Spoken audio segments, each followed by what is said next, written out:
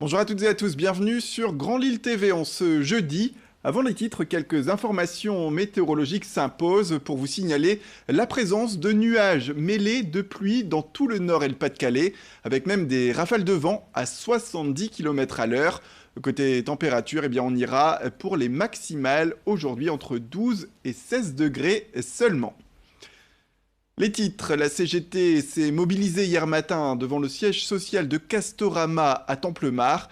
Une première journée de grande mobilisation à l'occasion de la première journée de négociation concernant les mesures du plan de sauvegarde des emplois.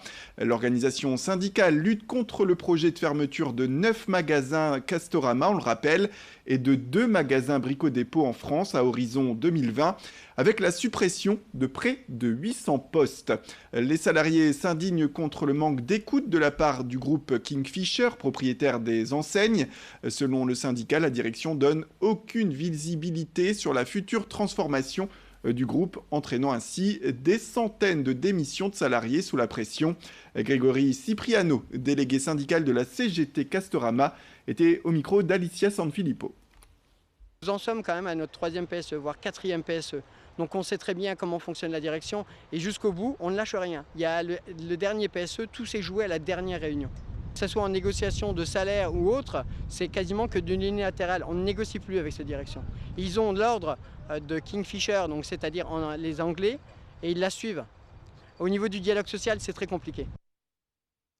Après 32 ans d'installation, le chef étoilé Éric Delru a quitté son célèbre restaurant Le Cerisier à Laventie pour arriver à Lille avec une nouvelle adresse, direction désormais le 14 avenue du Peuple belge.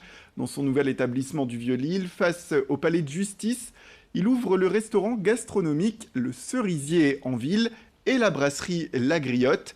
Dans un mois, le dernier étage accueillera également les Nids. C'est une boutique-hôtel de 4 chambres. Un projet ambitieux pour ce chef étoilé au guide Michelin depuis 17 ans. A noter que la maison recherche encore du personnel, sachez-le, notamment 2 serveurs, pour pouvoir compléter l'équipe existante composée d'une trentaine de personnes déjà aujourd'hui. Idil Gunay a rencontré le chef pour parler de cette étoile qui devait être transférée entre l'Aventie et le nouveau restaurant dans le Vieux-Lille. Les inspecteurs du Michelin, quand je les ai prévenus qu'un transfert allait s'opérer, ils m'ont dit vous comptez ouvrir quand, puisque voilà, on vous suit depuis de longues années, on vous aime bien, enfin bon voilà, ça fait toujours plaisir.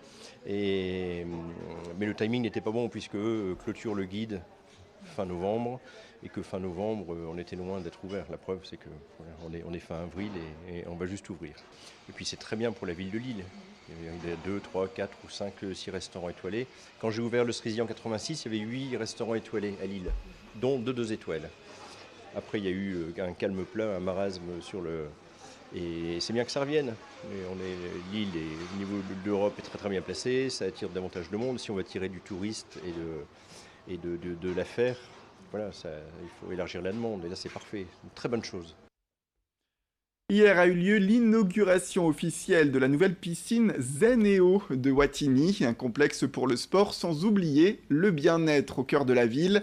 À cette occasion, Alain Plus, le maire, est revenu sur ce projet qui a permis la construction d'une nouvelle structure, vous la voyez sur ces images, à partir, il faut le dire, de l'ancienne piscine, une infrastructure qui se veut moderne, construite avec le soutien et les subventions de la métropole européenne de Lille en grosse partie.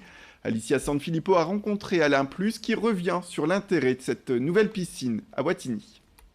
La volonté, c'est de rapprocher nos usagers des dispositifs sportifs, salles de sport, piscines, terrains de foot, que ça soit à proximité et qu'on ne doive pas s'éloigner du centre de la commune. L'intérêt pour la piscine, moi aujourd'hui, c'est d'accompagner tous nos enfants. Parce qu'on est quand même dans un quartier aussi assez difficile, où on a plus de 4000 habitants sur les 14 000 qui sont en politique de la ville.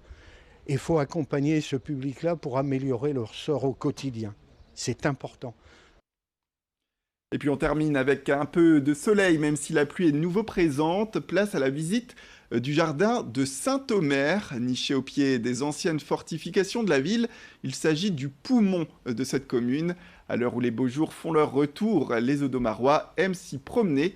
Tout de suite, plus de détails, plus d'images, plus de soleil également avec ce reportage signé Brieux-Gorchy.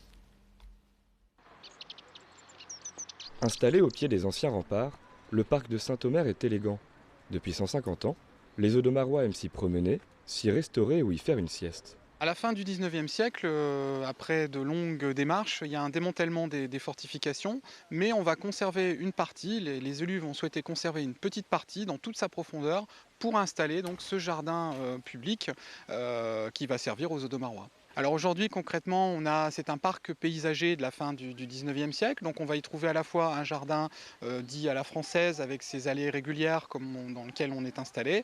Et puis un petit peu plus en aval, on va trouver donc un jardin à l'anglaise qui va être avec des allées plus sinueuses entre les anciens massifs de fortifications et des plantations, bien évidemment, puisqu'on est dans un jardin public, avec des plantations, notamment un très bel arboretum qui date lui aussi du tout début du XXe siècle. Si la plupart des fortifications du parc ont disparu, il en reste quelques-unes ici et là, car au total, le jardin public s'étend sur une vingtaine d'hectares. On est ici à côté du kiosque à musique édifié en 1896 après le démantèlement. Alors cette partie était ce qu'on appelle une demi-lune, c'est-à-dire un ouvrage avancé qui protégeait le rempart et qui a été complètement aplani pour avoir ce qu'on pourrait qualifier aujourd'hui d'une aire de rencontre, un espace autour de ce kiosque avec des mosaïcultures, avec de l'espace finalement pour s'asseoir, pour faire la fête, ce qui est toujours le cas aujourd'hui. À quelques mètres des jardins, à l'emplacement même d'un ancien bastillon, les visiteurs peuvent profiter d'une fontaine et d'un petit parc animalier, de quoi se ressourcer en plein cœur de Saint-Omer. Voilà pour cette idée sortie, ce parc de Saint-Omer à découvrir avec son paysage assez exceptionnel. C'est la fin de cette édition. Merci à toutes et à tous de nous avoir suivis. Restez avec nous, l'information continue, vous le savez, avec tout de suite après le jingle, vos prévisions météorologiques les plus complètes possibles. À tout de suite.